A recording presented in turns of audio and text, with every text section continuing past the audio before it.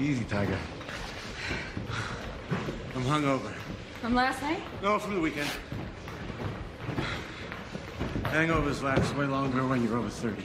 Oh. Yeah. Never again. I heard you're reinstating hearings next week. Wow. No secrets at the FBI, huh? I'm surprised you want to come back. Why? Don't you miss me? I've had better partners. All right, let's get her in here. Stana Katic, what are you up to? Hi, I'm good. Hello. Hello, where are you calling from? I'm calling, actually, I'm in Los Angeles right now. Yeah, because I need internet. So, and otherwise this would be crazy if I was elsewhere. Yeah. Oh, well, where have you been then? If you're not in Los Usually I'm in Central California at my home up there. Oh, okay. So it's like in the mountains or something? It is. It's off grid. It's, you know, solar panels and spring water source and everything. But the internet is super dodgy. Yeah. So I was like, okay, I better get down to LA. Yeah. Do you have that? Montana. Yes. And when we first got to Montana, I mean, that was supposed to be our ranch, our getaway where we weren't working. And then all of a sudden I'm working there. I literally would be up till 4 to 6 a.m. in the morning trying to upload videos. Like TV show. I mean, it was pure hell. And I was miserable. How good are you at all of this, though? How good are you at all of this computer stuff? Because I am like terrible. I am not good at all. Luckily, one of our ranch hands that helped out on the ranch, he happened to be like a really good IT guy kind of thing too. He just happened to be not a job. He was just good at it. And he would help set things up and help me do stuff. And now, like, luckily with the pandemic, they come in with masks and they set everything up in my house and then they leave. And then, because I'm not good at it. This is not my forte at all. I love that you have that place to go with like your family. That was really good. Like to be able to. Oh, it was such a gift. Such a gift. Yeah, because I had the entire a huge chunk of the family came over when the pandemic started. So when we hit quarantine, my brother's 4 kids were housed with us. They're ages 1 to 7. My parents, my aunt, so there's like 9 people, 9 humans, and then our dog. And it was a packed house, but it was a lot of fun. Like I'm from a family of 6 kids, right? So all of this is kind of normal. And then we're also European by background. So it got even more normal when we started planting our own foods and things like that, you know? So it's ended up being a beautiful gift that I don't think I would have been able to have otherwise. Yeah. So you're not only the star in this show, Absentia, which I love. You are a part of everything awesome that I love. But you start it and you run it. So how did you pull it together in quarantine? That must have been not super fun. That was crazy. It was crazy. First of all, the toddler, like the 3-year-old, loved to come in during meetings. If they weren't like in the weird hours at 2 o'clock in the morning, because we were dealing with meetings that had to time out somehow with Poland, which is where we were editing. Luckily, we finished actually filming the show before we started editing. But once we got into editing, it was Poland, France, Israel, and all U.S. time zones that were working together to try to make this thing happen. But yeah, it was nuts because I was living in that house that I'm telling you about, the one in Central California, where the internet is super duper dodgy. And it depends on, like, is the satellite facing our direction or is it facing somewhere else? You know, you never know.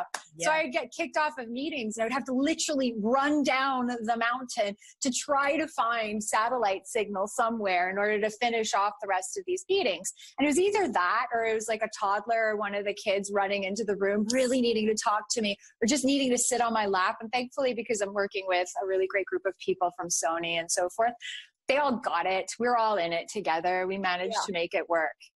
So for people that are not familiar with Absentia, what's the show about? Tell everybody what the whole thing's about.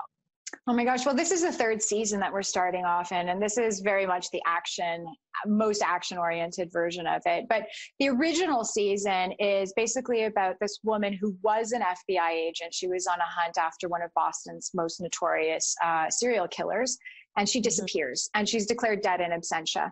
And 6 years later, she comes back, and her husband is already remarried. Her toddler is being raised by another woman, and she has to go down this journey of self-discovery. And she's not entirely sure of this weird history that she has that she can't quite remember. So it's a journey of self-discovery, and we move from this character being a victim survivor, and then eventually, I think, through to season 3, which is a moment where she comes off or comes forward as more of a liberator. I love it. I love the show. I mean, I just remember first watching it when it first came out. I was like, what is this going to be about? Because I just love you. I'm a fan.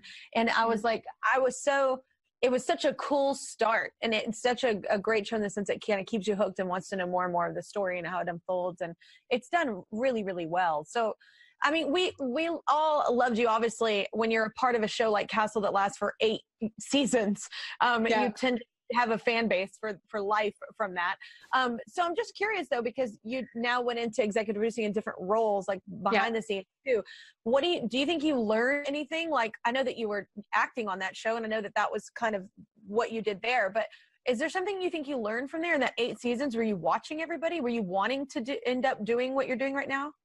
Yeah, that's actually something that I do talk about with people on and off. It's the idea of there are some actors, there are some performers, and I'm guessing even vocalists who, when they're exclusively kind of focused on that world, and then there are some actors who are storytellers and who really are curious about the wider scope of how do we put this thing together. And I've always fallen under that umbrella. So even when we were shooting Castle, I was always the one who was sitting at Video Village, talking to the directors, talking to the writers, talking to the producers, asking about what's the difference? Yeah. What's the difference between having a character focused up here or a character focused down there?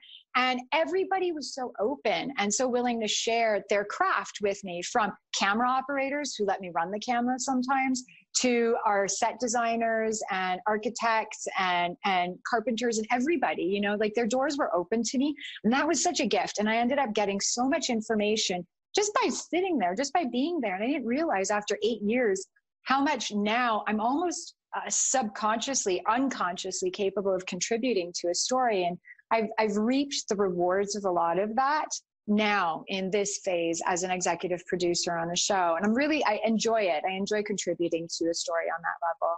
It's just really cool. It just shows that you're curious and you're invested, and it shows that in the show that you're that kind of interested in this story, and every part counts. That's my favorite part of watching shows, when you can tell that the writers or the producers, like, nobody's like a throw off character. Everybody is like involved in there, and it all counts. And I think when it all matters, those are the best stories. So great job. It's an awesome show.